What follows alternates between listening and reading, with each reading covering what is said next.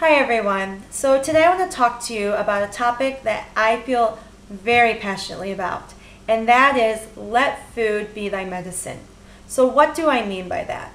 Well, I'm referring to the fact that I feel that we should start resorting to diet and lifestyle changes first before we resort to pharmaceutical medication to resolve some of these health issues that are facing our nations right now.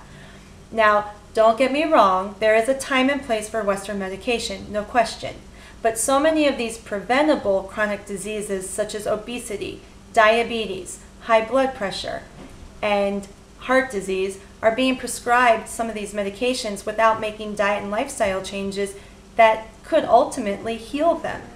So I watched two documentaries recently on Netflix that resonated with me strongly and kind of reiterated and reassured me in my belief that food can be medicine. They were Forks Over Knives and Bite Size. Forks Over Knives focused on a plant-based diet, and it documented how some of these individuals were extremely sick with obesity, diabetes, high blood pressure, and this one man in particular was on $150 worth of medications a month, and he went off all of his meds when he resorted to a plant-based diet. Now for me, I could not do a total plant-based diet, so once again, food can either be medicine or food can be your poison. A plant-based diet solely for me made me actually very sick. Now maybe I needed someone to guide me a little bit better and I would have done a little bit better on that sort of diet.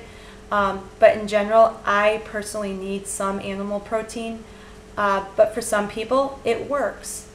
But if you can focus primarily on making your diet plant-based, you will see the benefits, and this documentary just spoke loudly to me. It made a world of a difference, talking about the sugar industry and the fats that we're consuming and how it's killing us, and we need to make a change in our diets, no question. And the food industry needs to get on board with some of this.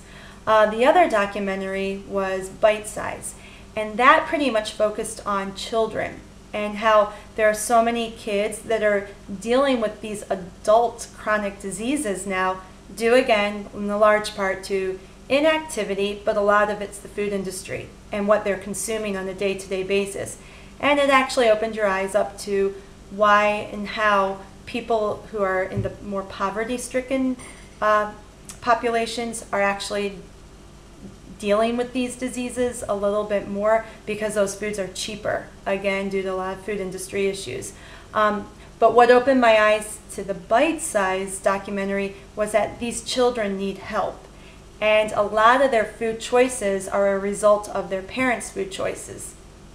So the parents need to get on board and start making proper diet changes, because the children are following in their same footsteps and developing these diseases at age 11 and 12 now, and they will be the first generation to die before their parents do. It's really eye-opening, and again, I highly recommend that you watch Forks Over Knives and Bite Size, two documentaries I saw on Netflix. And yes, I just think that we can solve so many of these health issues through eating more greens, more fresh fruit, vegetables, lean proteins.